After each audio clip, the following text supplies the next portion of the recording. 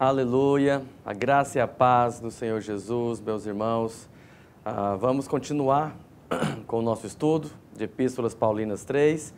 Nós estamos nesse momento vendo o livro de Efésios e nós já vimos a primeira parte do livro de Efésios, nas nossas primeiras aulas. E é importante você entender, eu já quero dar início à nossa aula de hoje, explicando isso, que todas as cartas paulinas, e Efésios não é diferente, Paulo segue basicamente uma mesma metodologia quando ele está escrevendo as suas cartas. E Efésios também é assim. Então, nós já vimos Efésios capítulo 1, 2 e 3. E nós poderíamos dizer que Efésios 1, 2 e 3 é a parte do querigma, aqui do livro de Efésios.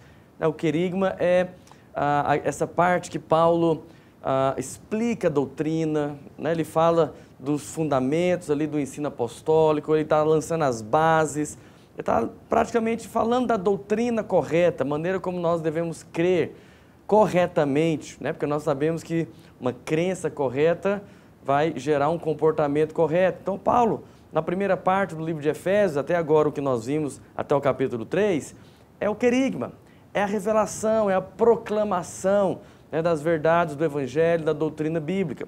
Aí, a segunda parte das epístolas paulinas, que agora em Efésios vai começar a partir do capítulo 4, o capítulo que nós veremos a partir de agora, a partir de hoje, nós chamamos de didaquê, porque agora Paulo vai começar a aplicar no dia a dia, na experiência cristã, no dia a dia, na localidade, nos relacionamentos, como que é então esse viver cristão. Mas é importante reforçar isso. Esse didaquê, esse viver cristão no dia a dia, ele é baseado primeiro no querigma, que Paulo já ensinou.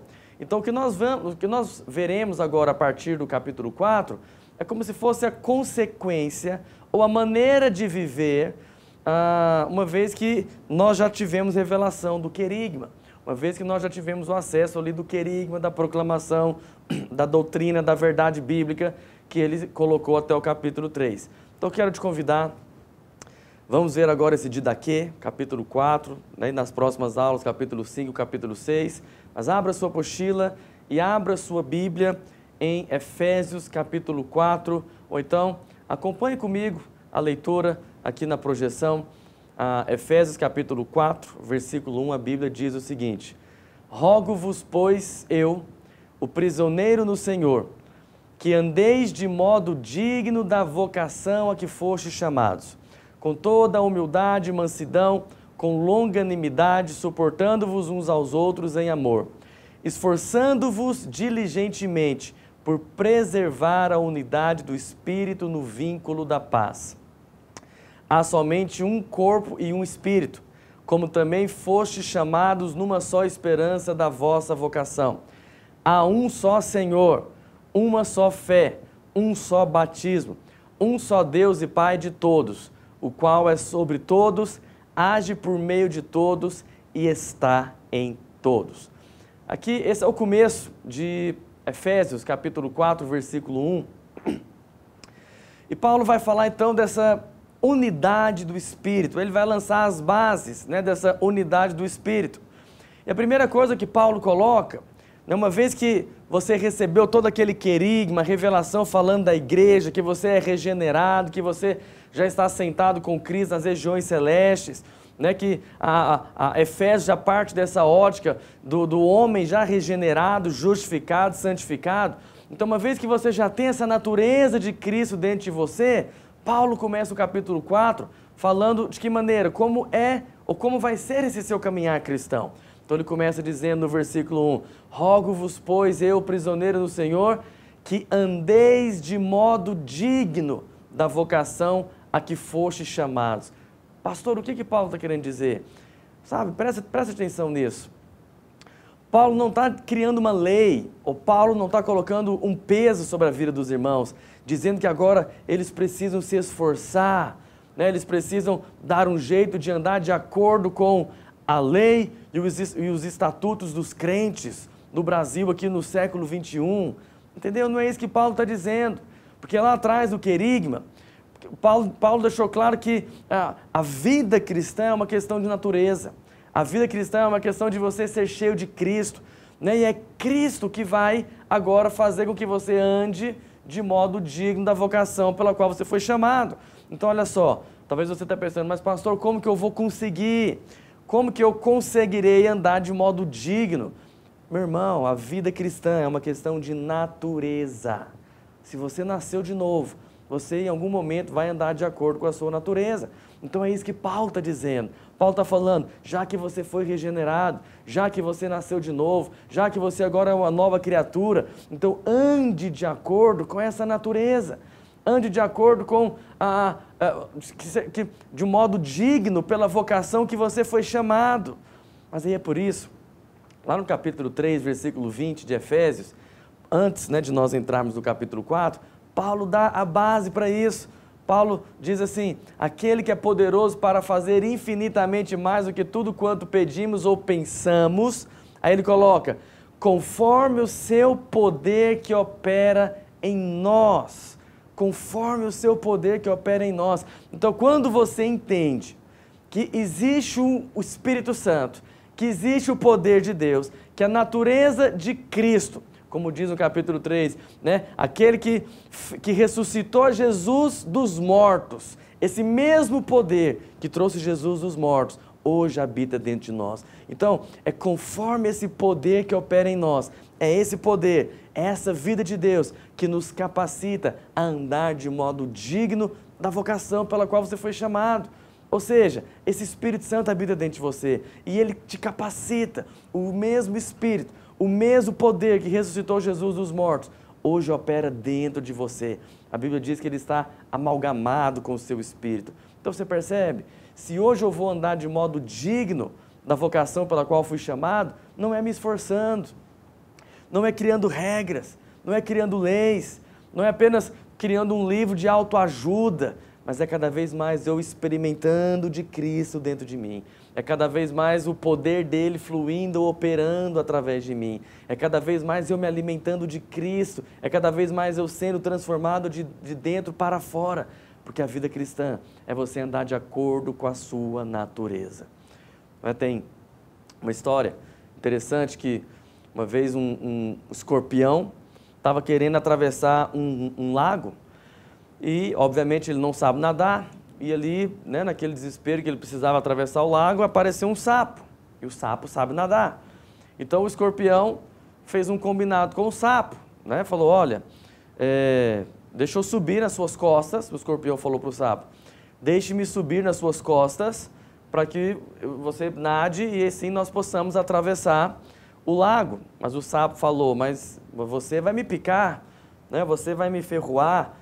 Quem me garante que você não vai me ferroar enquanto nós estamos atravessando? Mas aí, né, o escorpião fala para o sapo, não, mas claro que eu não vou fazer nada contra você, porque se eu te ferroar ali, você vai morrer e nós dois vamos morrer. Então, eu não vou fazer isso. Vamos atravessar em paz. E aí o escorpião sobe nas costas do sapo, o sapo começa a atravessar, mas no meio, né, da travessia, o escorpião olhando ali para o sapo, a natureza dele agiu.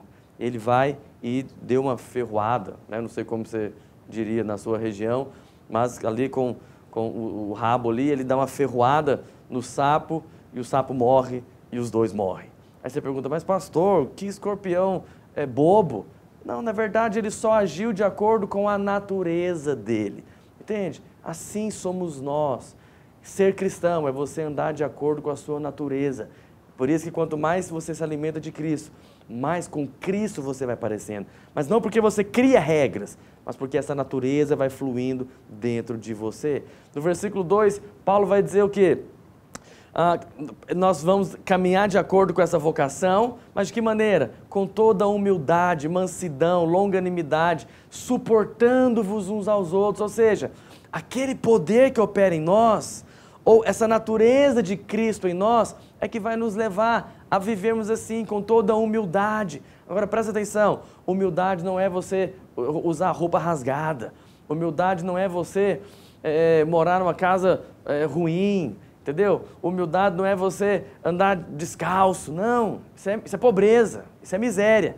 Humildade é você saber quem você é em Cristo, entende? E aí você também sabe quem é o seu irmão em Cristo. Você sabe que o seu irmão que está aí do seu lado, você sabe que o seu cônjuge, caso ele também seja convertido, ele é corpo de Cristo, entende? Então, ser humilde no reino de Deus, pela Bíblia, é você não pensar de si além do que convém, né? Você estar disposto a servir, é você considerar os outros, a opinião dos outros. Mas você percebe? Ninguém, por força própria, consegue isso, porque todos nós, externamente, somos caídos. E a natureza do pecado habita no nosso corpo, mas essa natureza de Cristo lá no nosso espírito, ela vai crescendo, ela vai amadurecendo, ela vai influenciando. E esse poder de Deus que opera em nós, ela te capacita, né, a viver com os seus irmãos com toda a humildade, com toda a mansidão, longanimidade, até mesmo ao ponto de suportar uns aos outros em amor. Né, de ter a benignidade, de conseguir servir uns aos outros. Né, pastor, por que nós conseguimos servir uns aos outros? É porque eu, no meu esforço, vou fazer isso? Não, todos nós não queremos servir. O que nós queremos, na verdade, é ser servido. Mas por que então que nós conseguimos suportar uns aos outros e servir uns aos outros? Porque nós nascemos de novo. Né, porque essa natureza de Cristo opera em nós. Então, se você ainda está servindo só de fora para dentro, só exteriormente, quer dizer, isso ainda é mecânico, isso ainda é religião. A verdadeira vida cristã é quando a natureza de Cristo vai te transformando de dentro para fora. E aí, o servir um ao outro, suportar um ao outro, se torna algo automático, algo inerente à sua natureza. E a Bíblia continua dizendo, né, versículo 3, esforçando-vos diligentemente para preservar a unidade do Espírito no vínculo da paz. A Bíblia diz que nós devemos preservar a unidade do Espírito. Isso é interessante. A Bíblia não diz que nós devemos gerar a unidade. A Bíblia não diz que nós devemos construir ou criar a unidade, mas nós preservamos, nós mantemos, porque a nossa unidade é no Espírito. Irmãos, o que faz de nós igreja, o que faz de nós fazermos parte desse mesmo corpo, é porque nós compartilhamos de uma mesma vida, a vida de Cristo. É a mesma vida que opera em mim, é a mesma vida que agora opera em você. Então, por isso que a base da nossa unidade, ou que realmente nos liga espiritualmente falando, é o Espírito, porque nós compartilhamos dessa mesma vida e nós devemos preservar, né, essa unidade no Espírito. E aí, Paulo vai colocar agora, a partir do versículo 4, a base dessa nossa unidade. Por que nós estamos unidos pelo Espírito, mas qual é a base? Paulo vai falar de 6 pontos aqui, né, para expressar essa nossa unidade. Então, no versículo 4 ele diz, há somente um corpo e um Espírito, como também fostes chamados numa só esperança da vossa vocação. Ele continua dizendo, há um só Senhor, uma só fé, um só batismo, um só Deus e Pai de todos, o qual é sobre todos, age por meio de todos e está em todos. Paulo, então, aqui vai colocar a base. Qual que é a base para nós preservarmos essa unidade no Espírito, né, para vivermos essa unidade como igreja? Então, Paulo começa dizendo, primeira coisa, há somente um corpo. Olha, nós sabemos que a igreja é uma só. Por mais que eu estou aqui em Goiânia, você está aí na sua cidade, né, e tem cristãos espalhados pelo mundo todo, e se nós aumentarmos mais um pouco, ainda existem, né, os cristãos de outras épocas, desde a época dos apóstolos, né, cristãos espalhados por todas essas épocas no mundo todo, mas ainda assim é um só corpo. Nós somos um só corpo, nós somos a igreja. Espiritualmente falando, existe apenas uma igreja, entende? Por isso Paulo começa dizendo, há somente um corpo, há somente uma igreja, mas esse corpo, essa igreja, ela é unida porque também há só um Espírito. O que nos une é o Espírito Santo. Irmãos, é impressionante, eu já vivenciei isso várias vezes ao longo da minha vida. Às vezes nós encontramos alguns irmãos, né, que nós não conhecíamos, nós estamos lá visitando uma igreja, conhecemos alguns irmãos e é impressionante, às vezes, ao conversar ali só um pouco, com aqueles irmãos ali, só de estar ali um pouco com eles, conversando, falando, sabe, às vezes flui tanta vida de Deus, tanta presença de Deus, existe literalmente uma identificação, sabe, a impressão que dá, parece que a gente pensa, uau, parece que eu te conheço há tanto tempo, parece que nós éramos irmãos, né? Somos velhos amigos, por quê? Porque nós compartilhamos de um mesmo Espírito. O que nos traz unidade é que nós estamos ligados ao mesmo Espírito. Sabe o que é? O Espírito de Cristo. É o Espírito Santo habitando dentro de nós. Por isso que Paulo vai dizer que como também foste chamados numa só esperança. Sabe, nós compartilhamos uma mesma esperança. Por isso que, de certa maneira, nós, a igreja, estamos unidos, porque nós compartilhamos de essa mesma esperança. E pastor, qual que é a nossa esperança? Sabe? Primeiro, a esperança cristã é diferente da esperança do mundo. A esperança do mundo, ela é uma esperança no sentido assim, vamos ver no que vai dar. Né? Eu tenho a esperança, alguém lá no mundo falaria, eu tenho a esperança de que o Brasil mude. Eu tenho a esperança de ganhar na loteria. As pessoas lá no mundo têm essa esperança, mas não é uma certeza, entende? A esperança bíblica, a esperança cristã é uma certeza, é uma convicção. Por exemplo, a Bíblia diz que nós temos a esperança da volta de Cristo. Mas para nós não é algo como se vamos ver o que vai dar. Nós sabemos, né? Nós temos certezas. E por que a nossa esperança ela é cheia de convicção? Porque a nossa esperança é baseada nas promessas do nosso Pai, que é um Pai de aliança. É um Pai que nos ama, é um Pai que jurou por Ele mesmo, é um Pai que cumpriu todas as suas promessas. Então, a nossa esperança é uma plena certeza, é uma convicção. E a nossa esperança, como Paulo diz, também é a glorificação, ou seja, nós sabemos que Ele, porque Ele é fiel, Ele vai completar a boa obra que Ele começou na sua vida, meu irmão, tenha certeza disso. O que mais Paulo vai dizer? Paulo diz, um só corpo, um só Espírito, uma só esperança, mas também há um só Senhor. Porque todos nós, sabe, às vezes nós edificamos de maneira diferente, entende? Por isso que Paulo diz, um é o alicerce, mas agora cada um veja como edifica. Então, talvez nós ou outras igrejas edificamos de maneira diferente, mas mesmo assim, sobre nós existe um só Senhor. Ele é o nosso Senhor, não há outro Senhor da igreja, apenas Ele é o cabeça. Por isso que nós, se você é pastor, está me ouvindo, eu sou pastor, eu não sou o dono da igreja.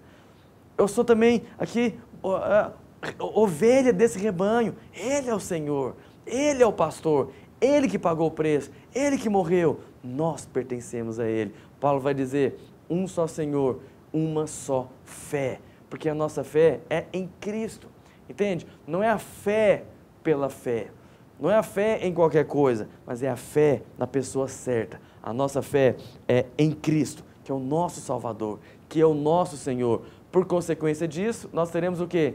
Um só batismo. E você sabe, aqui eu não vim, me escute, eu não vim aqui conversar ou debater com os irmãos sobre qual batismo é o correto, porque historicamente a igreja, né, teve já muito momento de discussão sobre se o batismo é por aspersão, se é por inclusão, a maneira correta de batizar, se é em nome do Pai, do Filho e do Espírito Santo, ou em nome de Jesus Cristo. Sabe, eu não vim aqui debater isso com você, independente de como aí, talvez a sua congregação tenha feito, só existe um batismo. Mas qual batismo é esse? É aquele batismo que é a declaração da fé em Jesus. É aquele batismo que é o resultado da justificação pela fé. Que esse é o ensino apostólico, né? Que nós somos justificados pela fé. E o batismo, né? Paulo diz que todos nós fomos sepultados com Ele na morte pelo batismo. Então entende? O batismo é essa declaração de fé. Então existe só um batismo, é o batismo onde nós somos inseridos no corpo, nós declaramos a fé em Cristo e agora somos participantes. De quê? É o que Paulo diz no versículo 6. Então agora existe só um só Deus e Pai de todos. Então uma vez que você se batizou, né, e colocou a sua fé no Senhor, que é o seu Salvador, Ele agora é o nosso Deus, mas também é o nosso Pai. Quando Paulo diz que Ele é o Pai de todos, não é que Ele é o Pai de toda a criação, mas Ele é o Pai de todos aqueles que têm a mesma fé, né? No nosso caso, um só batismo, um só Senhor, Ele é o nosso Pai. E por que isso é interessante? Porque esse é o nome que Jesus veio nos ensinar. A Bíblia diz que Jesus veio revelar o nome de Deus, e o nome que Jesus veio revelar é Pai. Você sabia disso? Em todo o Evangelho, Jesus sempre se referiu a Deus como Pai. Só uma vez Ele não chamou Deus de Pai, quando Ele estava na cruz, carregando o nosso pecado. Ele disse, Deus meu, lá na cruz, Ele falou, Deus meu, para que hoje, depois da obra da redenção, você pudesse chamar Deus de Pai, assim como Ele nos ensinou. É assim que você deve chamar a Deus. Quando você for orar, sabe, se esforce para isso. Não ore apenas, ó Senhor, não ore apenas, ó Deus Altíssimo, mas fala, Pai, como Jesus ensinou, Pai nosso que estais nos céus.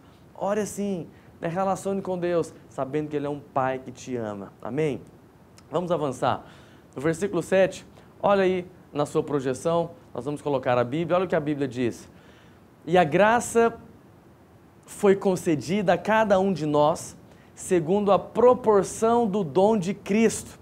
Por isso diz, quando Ele subiu às alturas, levou cativo o cativeiro e concedeu os dons aos homens. Ora, o que quer dizer subiu? Senão que também havia descido até as regiões inferiores da terra. Aquele que desceu é também o mesmo que subiu acima de todos os céus para encher todas as coisas. E Ele mesmo concedeu uns para apóstolos, outros para profetas, outros para evangelistas e outros para pastores e mestres, com vistas ao aperfeiçoamento dos santos para o desempenho do seu serviço, para a edificação do corpo de Cristo, até que todos cheguemos à unidade da fé e do pleno conhecimento do Filho de Deus, a perfeita varonilidade, à medida da estatura da plenitude de Cristo, para que não mais sejamos como meninos, agitados de um lado para o outro e levados ao redor de todo vento de doutrina, pela artimanha dos homens, pela astúcia com que induzem ao erro. Mas, seguindo a verdade em amor, cresçamos em tudo naquele que é a cabeça, Cristo, de quem todo o corpo, bem ajustado e consolidado, pelo auxílio de toda junta, segundo a justa cooperação de cada parte, efetua o seu próprio aumento para edificação de si mesmo em amor. Aleluia! Olha aqui para mim. Paulo agora vai colocar os fundamentos e a base para o nosso crescimento em Cristo. Qual que é o alvo de Deus? É importante você entender isso. Deus não quer que nós apenas sejamos filhos, mas Deus quer que nós amadurecemos. Deus quer que nós sejamos filhos que amadureceram para herdarmos toda a herança que Ele tem para nós, sermos filhos crescidos. Então, o alvo de Cristo é que eu e você, cada um de nós, possamos amadurecer. Como que Paulo começa, então, dizendo isso? No versículo 7, ele diz, e a graça foi concedida a cada um de nós. Meu irmão, olha aqui para mim, o que é graça? Graça é favor imerecido. Foi liberado sobre a sua vida uma medida de graça. Talvez você pense assim, pastor, não tem graça sobre a minha vida. Tem, porque a Bíblia diz que a graça foi concedida a cada um de nós. Então, cada um de nós recebeu uma medida. Cada um de nós recebeu uma porção da graça. Não existe esse cristão que não tenha graça. Cada um de nós recebeu. Até quando você nasceu de novo, tudo isso foi pela graça. Mas sabe, não é apenas o novo nascimento que tem que ser pela graça. A sua vida cristã inteira tem que ser confiada na graça. Então a Bíblia começa dizendo isso. E a Bíblia vai falar da proporção do dom de Cristo. No versículo 8, coloca a projeção para mim, deixa eu sublinhar aqui alguns textos. Esse é um texto normalmente muito perguntado, questionado, porque diz que Ele subiu às alturas e levou cativo o cativeiro. E aí vem, ora, o que quer dizer subiu, senão que também havia descido às regiões inferiores da terra? Então, vem aqui, Ele desceu às regiões inferiores da terra. E aquele que desceu é também o mesmo que subiu acima de todos os céus para encher todas as coisas. Pastor, o que esse texto está dizendo? Olha aqui para mim. Esse texto está dizendo que Cristo venceu. Esse texto está resumindo o que aconteceu. Quando Jesus morreu na cruz, Ele morreu para vencer sobre a morte, para fazer a obra consumada. Então, quando diz que Ele levou o cativo o cativeiro, é uma maneira de dizer que Ele venceu o pecado. ele venceu a morte, ele venceu a escravidão, né? Ele quebrou as barreiras que nos separavam de Deus, que era a dívida do pecado, a escravidão para Satanás, né? Todos nós estávamos mortos, mas ele foi e venceu, né? Levou cativo o cativeiro, mas ele fez isso para quê? Para conceder dons aos homens, ou seja, Cristo venceu e a obra completa dele inclui os dons. Entende isso que você precisa entender? Às vezes você pensa que a obra da redenção, que Cristo ter morrido na cruz, foi apenas para te salvar do inferno, né? Foi apenas para salvar você da condenação da ira de Deus. Claro, esse é o primeiro passo, mas Cristo venceu também e desceu, né? E depois subiu ao céu. Para quê? Não apenas para te salvar da condenação da ira, mas para poder edificar a igreja, para poder liberar os dons espirituais, para que a igreja fosse edificada. Entendeu? Por quê? O alvo de Deus é que a igreja amadureça. O alvo de Cristo é que a igreja cresça, amadureça. Então a salvação é só o ponto de partida. A obra da redenção ali é apenas o ponto de partida. Depois disso ainda, Deus quer que nós cresçamos até que cheguemos à estatura do varão perfeito. E para isso, Deus então libera os dons. Os dons é para o treinamento dos apóstolos. É para o treinamento dos irmãos, quer dizer, me perdoe. E aí, aqui, né, quando nós chegamos no versículo 11 de Efésios 4, Paulo vai mencionar quais são os ministérios, ou os dons ministeriais. Sabe, esses dons aqui, eles são diferentes, porque eles são os dons que envolvem a estrutura da igreja, né, a liderança da igreja. Mas cada um de nós, cada cristão, tem um desses dons aqui ministeriais. Cada um de nós flui nessa área.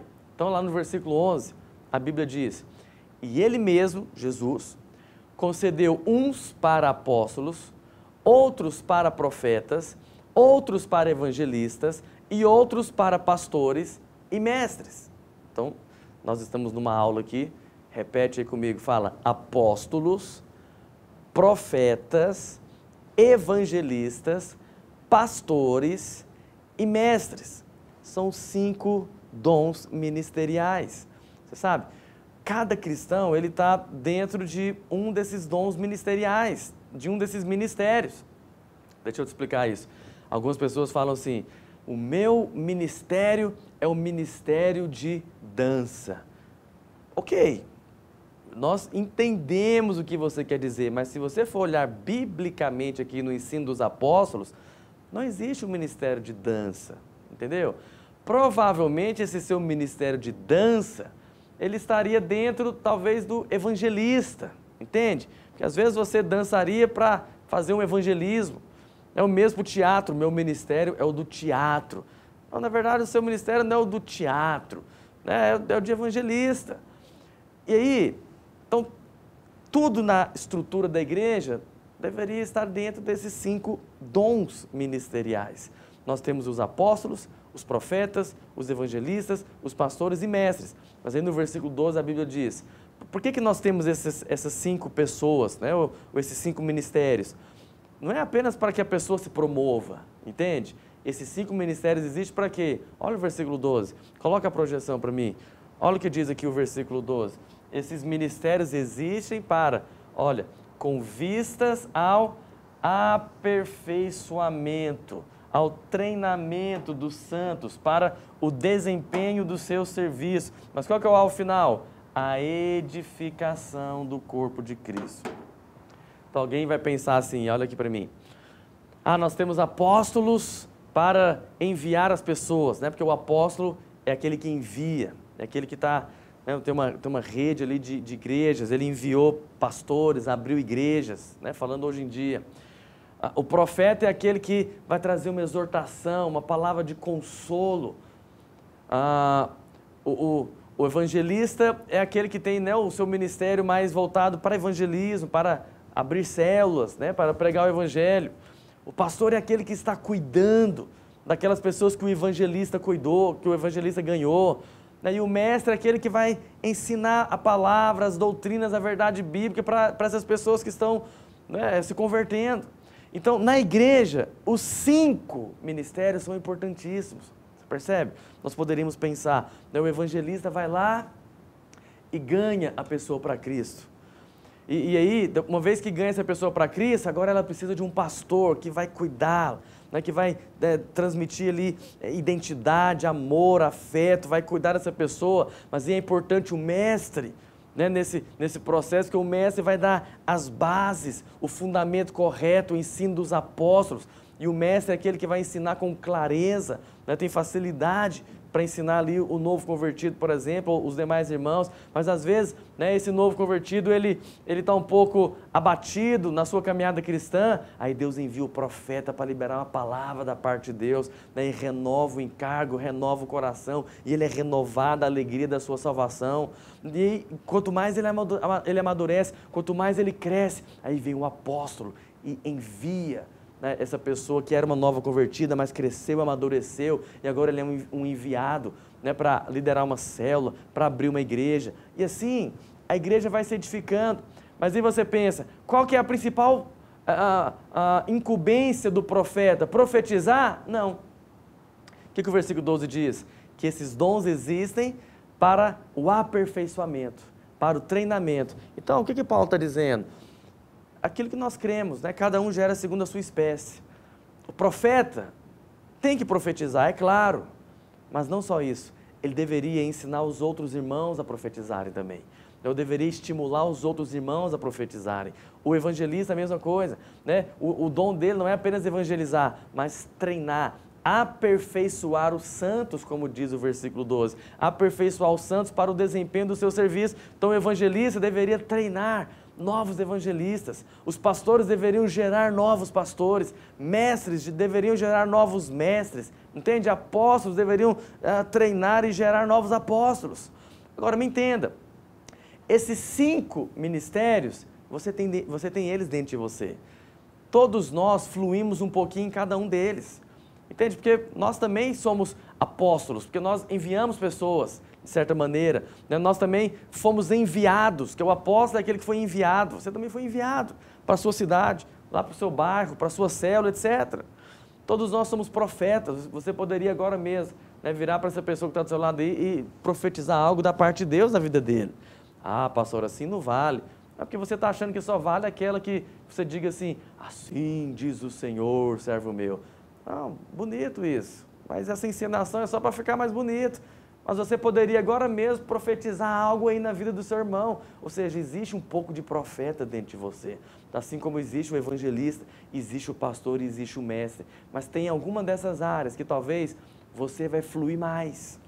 Entende? E aí você deveria ser treinado mais nessa área. E depois você também deveria treinar os outros nessa área. E o apóstolo, ele é a completude, né, desses outros. O apóstolo, ele flui em todas essas áreas. Ele é bom em todas essas áreas. Mas o que eu quero te ensinar?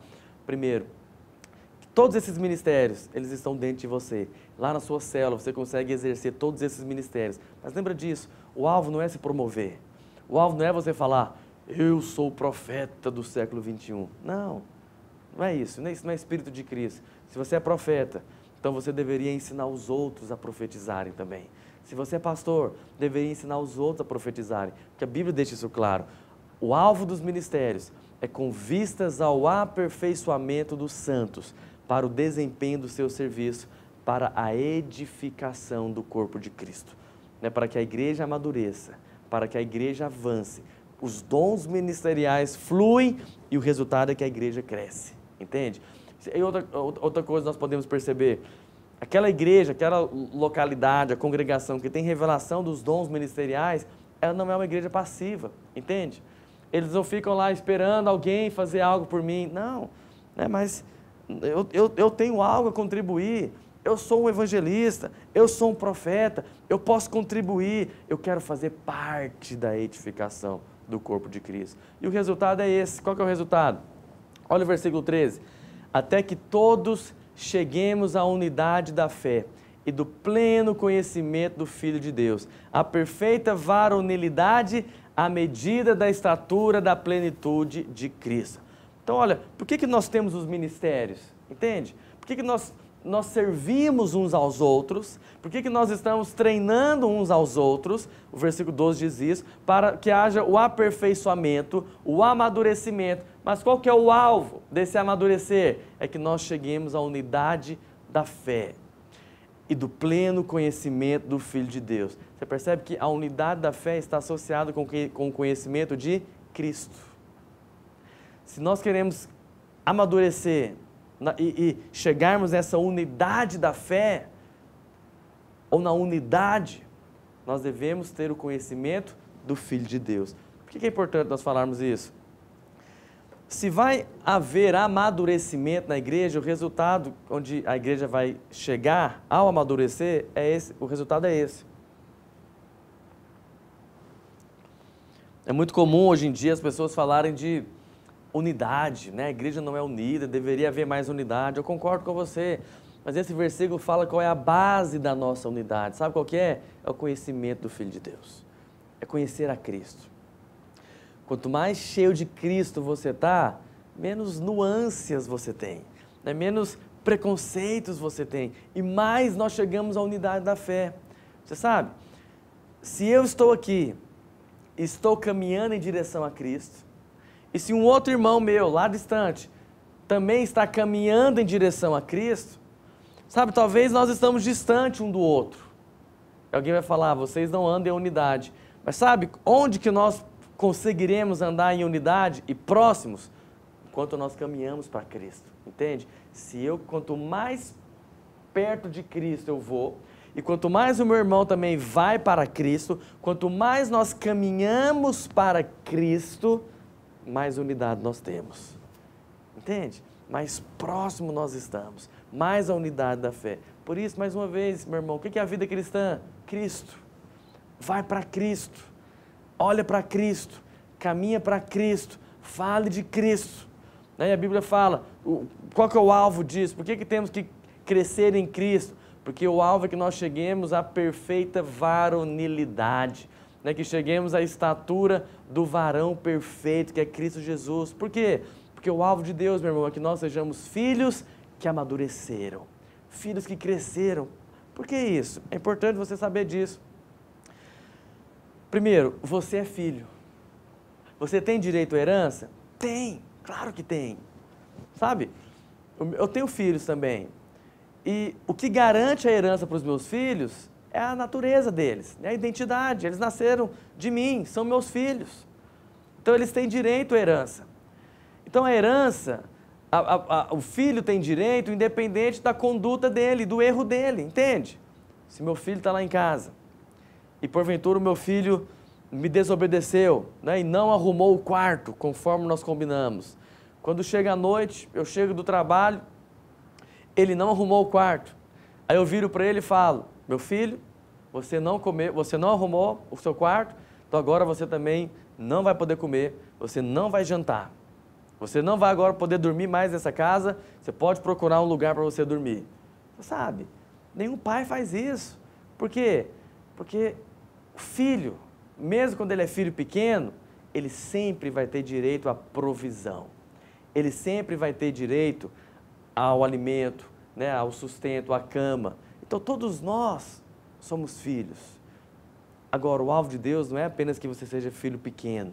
O alvo de Deus é que você seja um filho que amadureceu. Mas me lembre, pastor, como que eu vou amadurecer? É no conhecimento de Cristo. Quanto mais você vai conhecendo a Cristo, através da igreja, lá nos 5 ministérios, você vai crescendo, você vai amadurecendo. E por que é importante se você se tornar um filho maduro? Porque o filho pequeno, por mais que ele tenha acesso à herança, mas ele ainda não recebe toda a herança. Entende? Eu tenho um carro. O carro que eu tenho é do meu filho? É. O carro é dele, mas ele ainda não pode usufruir dessa herança. Por quê? Porque ele ainda não tem maturidade. Ele ainda não amadureceu.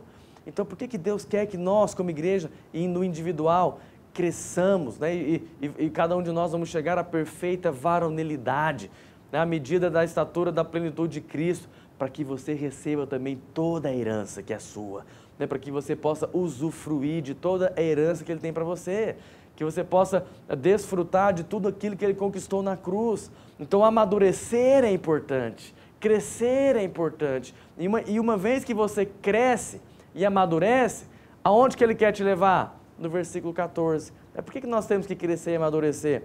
Olha o que diz o versículo 14. Para que não mais sejamos como meninos, agitados de um lado para o outro e levados ao redor por todo vento de doutrina, pela artimanha dos homens, pela astúcia que induzem ao erro. Então olha que precioso, irmãos. É o conhecimento de Cristo, é o meditar em Cristo que vai nos levar à maturidade. Mas por que nós também temos que ser maduros? Porque Deus não quer que você seja como um menino, agitado de um lado ou outro. Sabe o que é isso? A sua fé tem que estar estabelecida em Cristo. Porque no versículo 15, olha o que Paulo vai dizer, Efésios 4,15. Mas, lembra, ele falou, não sejamos como meninos levados por qualquer vento de doutrina. Mas nós temos que amadurecer. Por quê? Seguindo a verdade em amor, cresçamos em tudo naquele que é a cabeça, Cristo. Sabe, uma das maneiras de você perceber quem amadureceu é aquela pessoa que já não é levada por qualquer vento de doutrina ou por qualquer questionamento, mas ele está firme, ele está seguindo a verdade em amor. Sabe o que é isso, meu irmão? Quanto mais revelação você tem de Cristo, do amor de Deus por você, da obra da redenção, da sua identidade em Cristo, menos você aceita os questionamentos do diabo na sua mente, por exemplo. Sabe, o diabo sempre vem para questionar a sua identidade.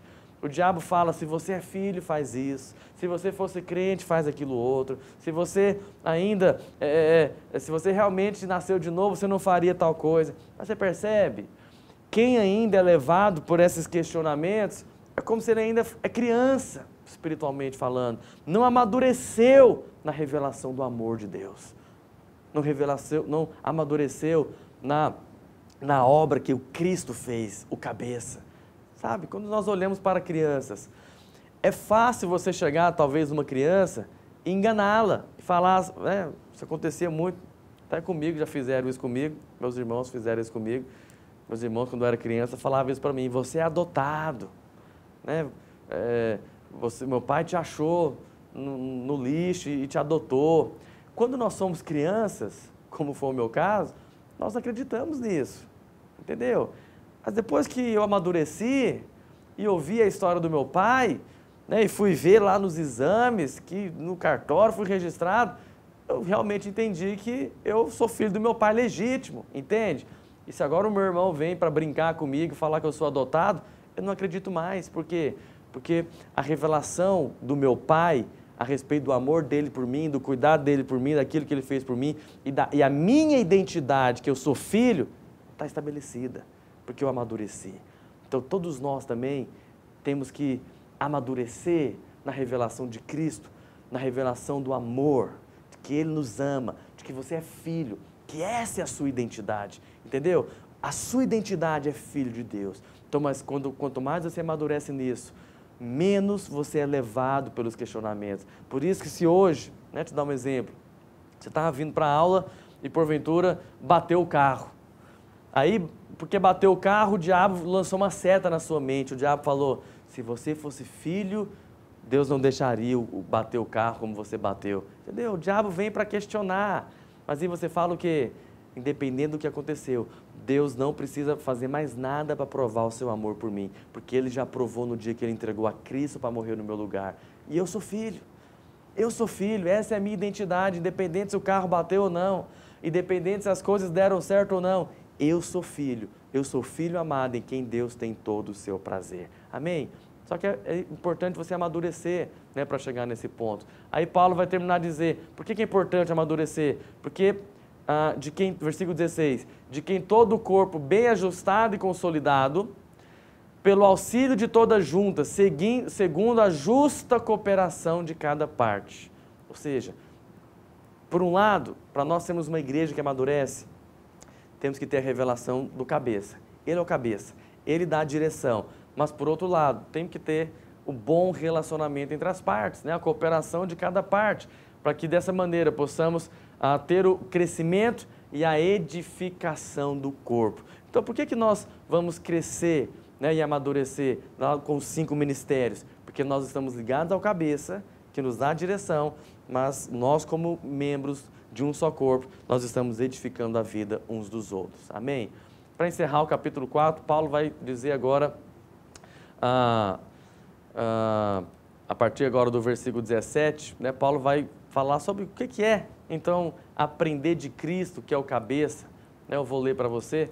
Paulo diz o seguinte, ele vai falar que nós não devemos andar como os gentios. Versículo 17, olha na projeção.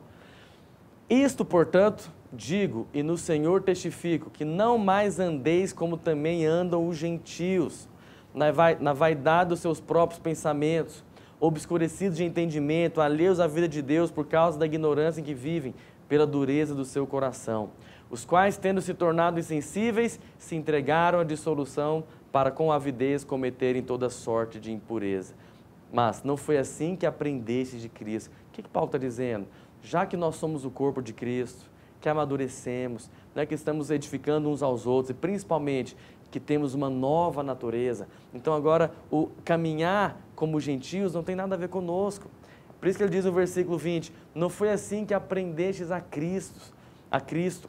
Então, caminhar como andam os gentios, na vaidade dos seus próprios pensamentos, obscurecidos de entendimento, alheios à vida de Deus, e pela dureza do coração, eles são insensíveis e se entregaram ali ao pecado, isso não tem nada a ver mais com você, meu irmão. É isso que Paulo está dizendo. Essa vida, né, no pecado, de andar como gentio, já não tem nada a ver com você, não tem nada a ver com a sua natureza. Versículo 22, ele vai dizer, no sentido de que, quanto ao trato passado, então, olha só, internamente, espiritualmente, você nasceu de novo, você é nova criatura.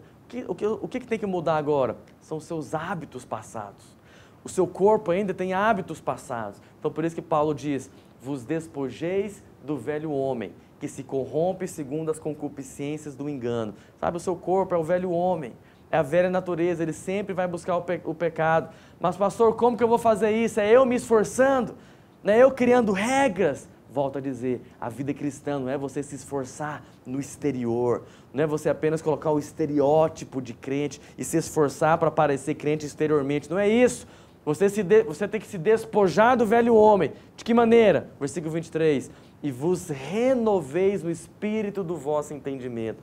Sabe o que é isso? Transformação da mente, transformação da alma. É a mudança interna. Quanto mais você é mudado internamente, mais o seu hábito exterior, o seu trato passado, ele vai transformando também. E versículo 24. Além da renovação da mente, da transformação da alma, olha o que diz.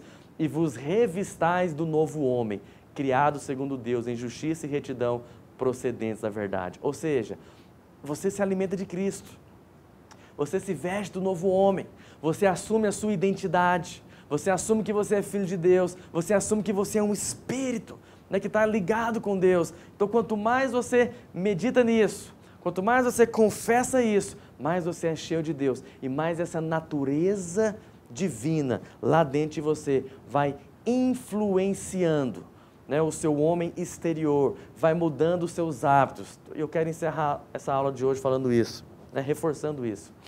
A vida cristã não é você criar uma regra, um livro de regras de conduta, faz isso, faz aquilo.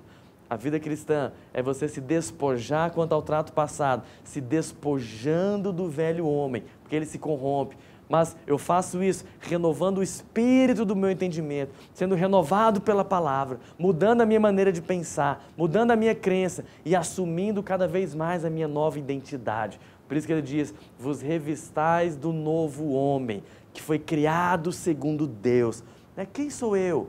Quem é você, aluno aqui do nosso telepresencial? Você é um novo homem, né? Você é uma nova criatura, não criado segundo a espécie de Adão, mas criado segundo Deus. De que maneira? Em justiça, porque você já foi justificado, lavado, purificado. Por isso que ele diz, em justiça e retidão, procedentes da verdade, que é a verdade do Evangelho, a verdade da palavra de Deus. Então, tudo isso é o resultado, né, de você amadurecer em Cristo. É o resultado de você crescer na revelação de quem você é, na sua identidade. Paulo começou falando do corpo, da igreja. Você está unida a essa igreja, você está unida a esse Espírito, você agora é um ser espiritual, você agora é uma nova criatura, nascida de Deus e cheio da vida de Deus. Amém? Deus abençoe vocês. Nós continuamos na próxima aula falando sobre não entristecer o Espírito de Deus.